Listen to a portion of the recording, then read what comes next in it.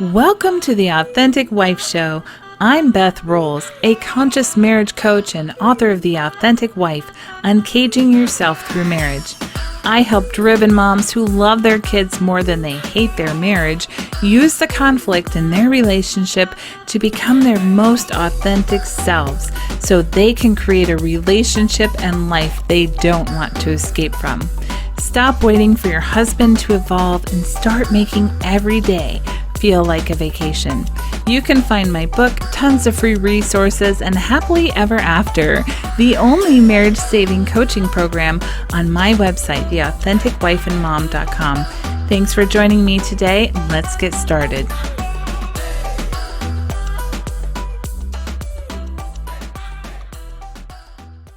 So happy that you're here.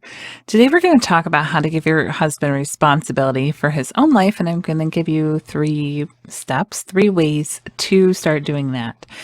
One of the most common complaints that I get from my clients or people who are interested in working with me is that their husband gets defensive, he gets critical, but he's not really taking care of anything.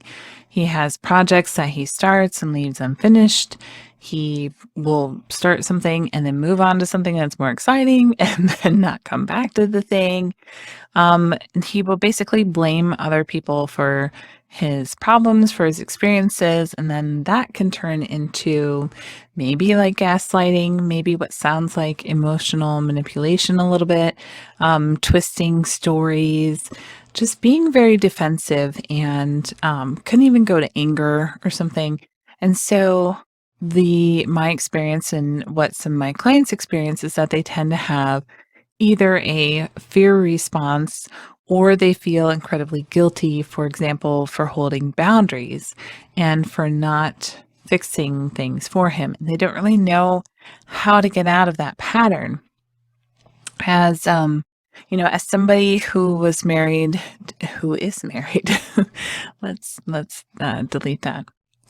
As someone who's married to a husband who has ADHD, this way, like I talked about in last week's episode, this way that we mother them, the way that we, first of all, attracted them to us because we were like mothers, we're usually really like, is high functioning the word? I've never really looked up the definition of that word. Like we tend to be really organized or be good planners or seem to kind of have our stuff together, even though sometimes we don't necessarily. We've gained all these skills in an effort to overcome what does not come easy for us, what is hard for us to do. So sometimes we have some of those ADHD traits ourselves, but ADHD is sort of like you're stuck at a certain level of development. You have time blindness, you have poor emotional regulation, self-regulation skills, poor executive functioning, of course, goes along with that. And so it's much easier for them to choose somebody who seems to have it together and seems to take care of them so that those challenges aren't disruptive to their life. But the problem is when we don't allow them to take responsibility for their life, they don't actually grow. They don't get the tools, the support, the resources that they need. Sometimes they may need medication, whatever they need to be a functioning adult. We are kind of the crutch that they lean on instead of pursuing those things. And that doesn't serve anybody. It's frustrating to us.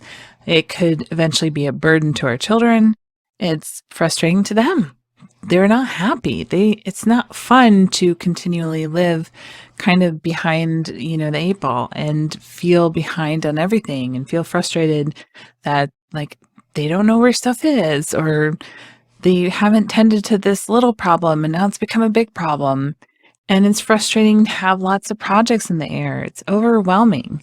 Like we get frustrated when they don't prioritize things that matter to us because they've jumped into their own new fun project, but they're frustrated too because they've got all this mental load of, oh yeah, I've got 50 things going and there's no completion. It never feels good, like they can never rest in something being done. because it's more fun that way for them to continue to go have more stuff to do. So whether your husband has ADHD or not, this topic today will probably apply to you, especially if you find yourself mothering your husband. And again, please listen to last week's episode because it was all about that and will help you start to change this. But now I'm going to give you 3 specific ways to change the current dynamic and to give your husband responsibility for his own life. I'm specifically thinking about the moment when he's putting his problem on you, when he's blaming you for his problem, when he's going into a story about this problem, and you are starting to either feel bad or guilt or like he's never going to get you or understand you. So I'm a little distracted because we bought a cat this weekend and I can hear her. She's got a little bell on her collar. I can hear her under my door trying to get in, but she doesn't like it in here. So she's in for a minute and looks around, and she doesn't want to really be snuggled. And she doesn't just like curl up in a bed like my dog used to. So she's out there wondering what I'm doing, but not really wanting to be in here. And I didn't want to let her in and have her be trapped in here. Plus, I hear my husband is on lunch break and he could play with her too. So she's good. But we are so excited about our new kitty. All right, so these are for that moment. These are for that conversation. I don't want you to get hooked by his fear in that conversation. So the very first thing you're going to do the first thing that you're going to want to do is to stop buying into his stories. Stop making whatever he's telling you feel like truth. Feel like something that you have to correct. Something that you have to defend yourself against. Something that is an attack on you. Whatever they're saying is not about you, right? They are trying to work out what is happening for them. They're trying to feel better. They're trying to push any pain they feel, any discomfort that they feel out to you, to take it from them. It just really has nothing to do with you. So if you can stop buying into the stories, stop getting hooked by his fear, then this is going to go much easier for you. There are other things you need to do, but first of all, just stop buying into it. Don't worry about how he twists information or he blames you for his problems. These are his stories. Another thing that is very important for you to remember is that you don't want to jump on the drama triangle and play the role of villain, victim, or hero. Drama is based on these 3 roles. So if you imagine this triangle, somebody's the hero, somebody is the villain, somebody's the victim. And you can be more than one at a time. And so he's trying to say that he's the victim, and you're over here like, but I'm the victim. And then maybe at a certain point, he gets you to feel bad enough for him that you jump into the hero and try to save the day. You're in drama, and drama is exhausting, and it's not real life. It makes for a good story, makes for a good movie, but most of the time in our day-to-day boring Midwestern lives or wherever it is you live, you're not in a drama. There's no true villain. There's no true victim. There's no true hero saving the day. I can't even, maybe currently right now, a hurricane is hitting Florida. Yeah, there might be some real villains, victims, and heroes down there. The villain is the hurricane, right? But in your marriage, it will be a very rare occasion that either of you are involved in a real drama and that you both are playing some role in it, right? Like you wouldn't be against each other. You'd probably be both the victims or both heroes saving somebody. You wouldn't be against each other. So just don't jump on that drama triangle to begin with.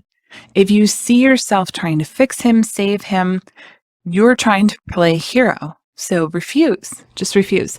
If you see yourself feeling defensive or feeling pressed or feeling like he's the bad guy, you're playing victim. Refuse. And if you see yourself go to get mean and fire stuff back at him and try to wear him down or insult him, you're playing the villain. So refuse. Just do not get on there. So what you do instead is you're going to reflect back to him these stories that he's telling. And that's going to help him process what's happening. Reflect back means literally be the mirror. Help him hear what he is saying. Say his words back to him. This is an art. Empathy is absolutely an art. You can't do it from a place that has, if your energy is on the drama triangle, your words won't really matter. What you are saying to him will still come across as like cold or unkind or mocking or whatever. So it's really important that your energy is right first, that you've healed and done all the work first, which is why we don't talk about empathy till month 5 in my program, Happily Ever After. You can still, though, just reflect back. Just help him hear what he's saying. Use like the last 2 or 3 words of what he says. An upward inflection and a smile on your face, if it's appropriate, whatever matches the situation. Repeat a little bit back. When people hear what they've said, then they feel understood. And the more they feel understood, the easier it is for them to find safety. And the more they find safety, the more power they have to enter executive functioning and solve problems themselves. So I like to remind my clients, like, you are the observer. You are paying attention to what he's saying. You're remembering what he's saying. If it's hard, like, take out your phone or grab a notepad or something. Jot down what he's saying. If that's what you need to do to be able to reflect at least a little bit of it back, do that. But don't, like, I always remember when we were kids, and I love the old animation, the real animation, but I know there were times where I've seen people jump into a book. Maybe it was like Reading Rainbow or something. People jump into the story, right? Like, imagine that when he's talking and refuse to jump into the story. You don't have a role in it. Just let him tell the story. You're the reader flipping the pages. Oh yeah, that's so interesting. Oh, then what happens? Right? Like, maybe don't say that to him, but it's like, I want you to separate yourself from this story. You are watching it happen. You are observing it. It's in his mind. It's based on his experiences. It really has nothing to do with you. He's just reading it out loud to you. So really separate yourself and step back and stop buying into his stories. Okay, that was step 1. The second thing is to stop taking responsibility for his feelings. You are not responsible for his feelings. You did not cause his feelings. You did not create his feelings. You did not invent his feelings. You did not cook you didn't have a recipe and create it. You are not responsible for other people's feelings. Whatever they are feeling is their responsibility. Whatever they are feeling is based on their history, their experience, their perspective. Most of the time, what they're feeling, especially is just the beginning of this work, is an old repressed emotion that has been triggered by whatever event has happened. So, for example, if there was a time when they felt very shamed by a parent when they were 6 years old, something that has just transpired has triggered that shame. Because they didn't process it when they were 6 because they were being shamed by a parent, it's still in their body and they don't know how to process it. So it has absolutely nothing to do with you. It's coming back up and asking to be processed. If you are skilled at empathy, you will help them process it. But in any event, you did not cause it. You are not responsible for it. Let me also add that if you have spoken in a shaming tone, if you have violated their boundaries, if you have been rude and condescending, that is your work to do. We do want to speak in a different way. Always. We don't want to ever intentionally hurt somebody. Most of the time, if we do that, we're behaving unconsciously just based on patterns that we learned. We just speak to others in the way we were spoken to by our parents or family. But that is your work to do. But it's still his responsibility to protect his boundary and say, I won't let you speak to me that way. So, for example, my husband could shame me right now, and I would walk away from it. That's not okay to talk to me that way. Sorry. I wouldn't go into the emotion of shame because he did. I would just protect myself. So the same thing for you. You don't take responsibility for his feeling of shame, but if you did play a role in triggering it, you absolutely need to look at your tone and the way you're communicating and the way you're dealing with your own feelings. We never violate somebody else's boundaries. Unless it's self-defense, right? After they move through any repressed emotions, then they can be feeling emotion that's telling them to take action in the present moment. So it could be something real. If your husband's angry about something that happened with another person or even with you, and it involved a boundary violation. So for example, somebody taking their intellectual property or taking their money or taking advantage of their time and energy. It's their job to then set a boundary, to know how to set the boundary, how to set expectations, all of that work. So he could have something that he's feeling in the present moment that's telling him to take action. Most of the time is probably not going to have to do with you unless he does need to hold a boundary, unless he does need to say, look, I won't let you speak to me that way. I'm going to walk outside until you're ready to talk again. Or you let me know when you're ready to talk in a more respectful way. So most of the time, it will be action that he needs to take against something else in his life. For example, he could not be taking care of himself and need to sleep more. He could be ill and in pain and actually need to just go rest or take pain medication or see a doctor or whatever. He could be hungry. He could be hungry. In that case, feel free to shove food in his face or just say, it seems like you're hungry. Maybe you just need a snack. And this, by the way, if you are a mother, this is something that's really good for you to do with your children. When you know that there's not something obvious going on, but they are telling you lots of stories and having big feelings, check to see if they are hungry, tired, or ill. One of those things are those sneaky self-care things that can go unnoticed all day long, and then they can come home and be starving or realize that they're actually in a lot of pain or have a headache or something. When you're just really confused, say, seems like maybe you're hungry. Do you need a snack? Or it almost seems like you don't feel good. Is everything okay? Go there. They'll stop their storytelling if it's true and go, yeah, actually I am. So then you know what to do. And then once they refill their cup and have done that self-care, then the stories will stop and they'll come back to their normal selves. It's like that Snickers commercial. There's so much truth to that commercial. You're really not yourself when you're hungry. So pay attention to that. So the second way, again, is to stop taking responsibility for his feelings. So we've stopped buying into his stories. Now we stop taking responsibility for his feelings. Okay? Neither of those things have anything to do with you. It doesn't serve you to get defensive. Don't go into your room and cry about it. Don't start thinking about divorce. This has nothing to do with you. This is their problem.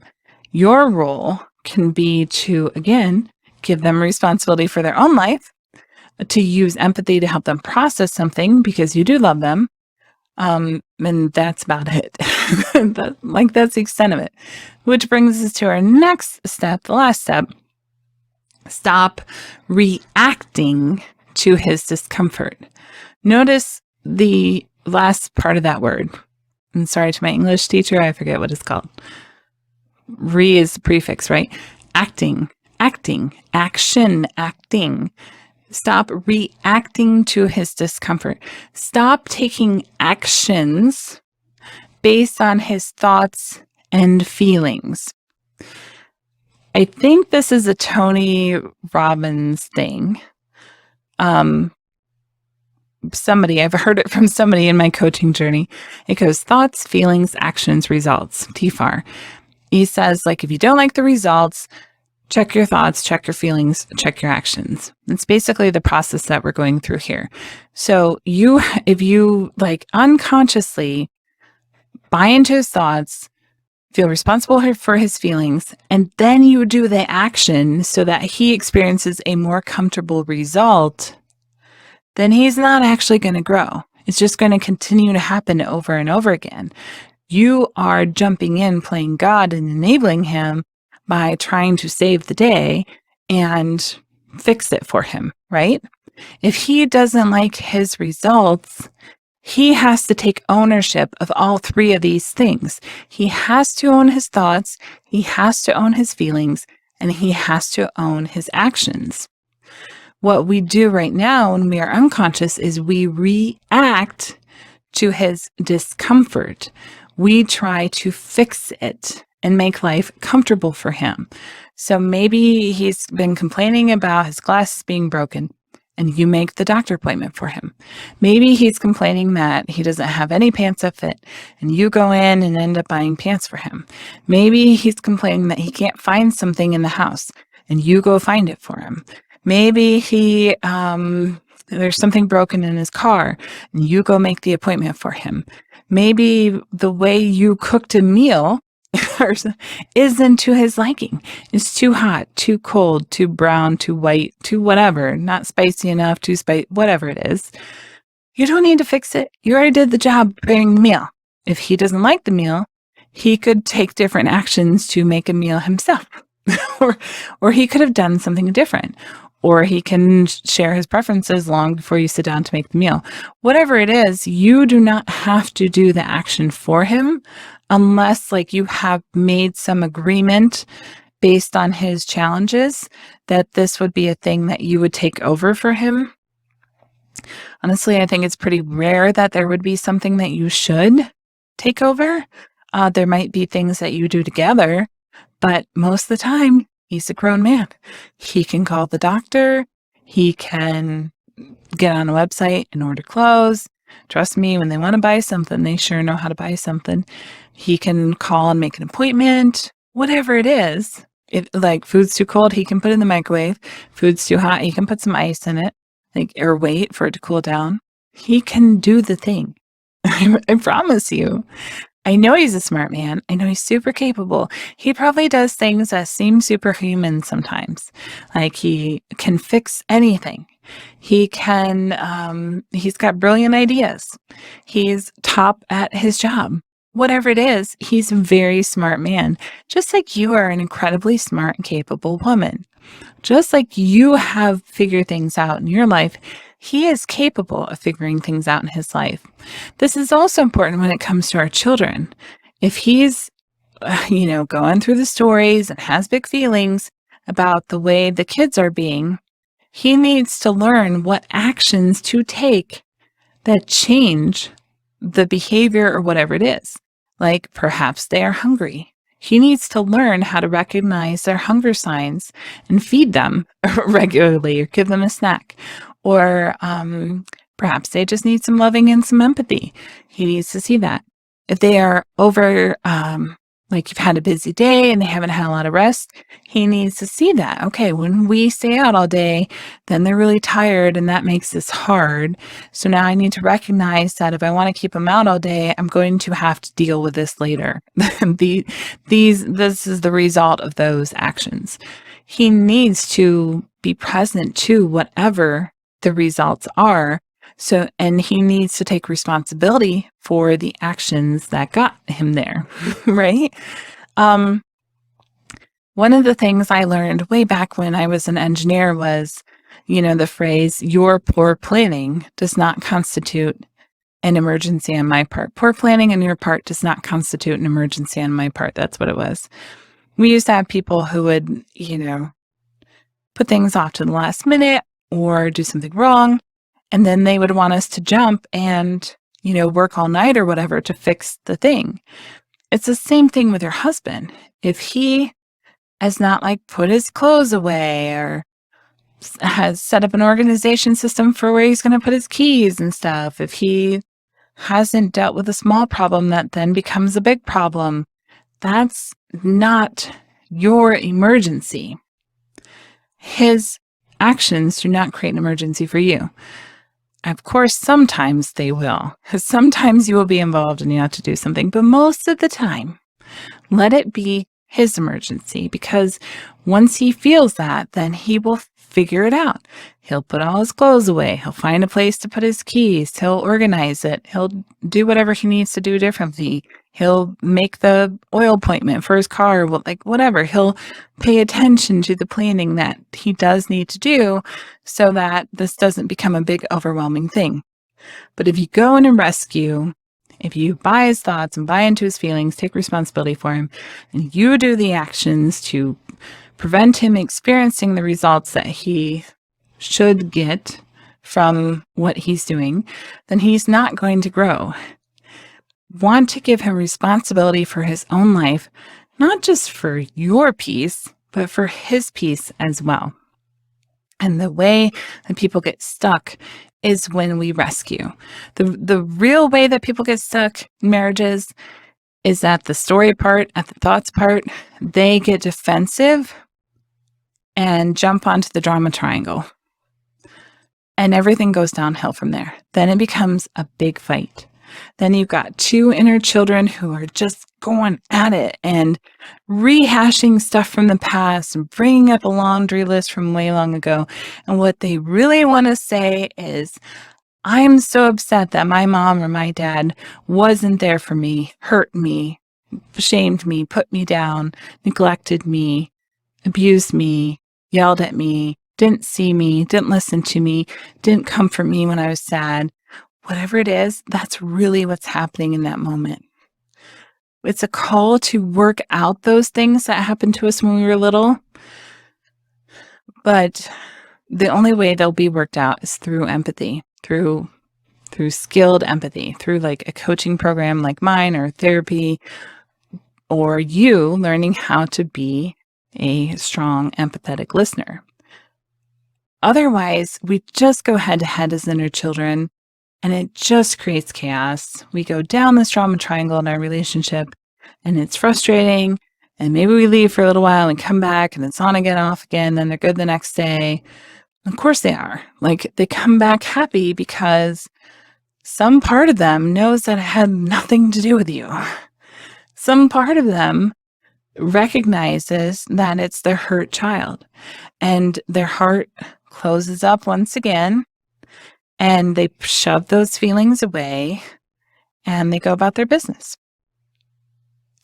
They just move on because that's what they were shown to do when they were kids, to deal with it, move on, shit happens kind of thing. And then they come back and it seems normal for a while. But all you're both doing is avoiding reality. You are avoiding becoming conscious of all those things that are in you begging to be healed. So again, to give your husband responsibility for his own life, stop buying into his stories, stop taking responsibility for his feelings, and stop reacting to his discomfort. When you stop taking ownership of thoughts, feelings, and actions, he will begin to get the results that he wants. All right, that's it for today. If this or any of my shows have helped you, please share it with a friend and help me grow this channel. Point people to my book, The Authentic Wife. Point them to my website, theauthenticwifeandmom.com. We need to get this message out because our children should not have to pay for their parents being two inner children who fight all the time. Our children should not have to grow up to become a participant in a relationship where their two inner children fight all the time. Let this cycle stop with you. Thanks for being here and thanks for listening, and I'll see you next time.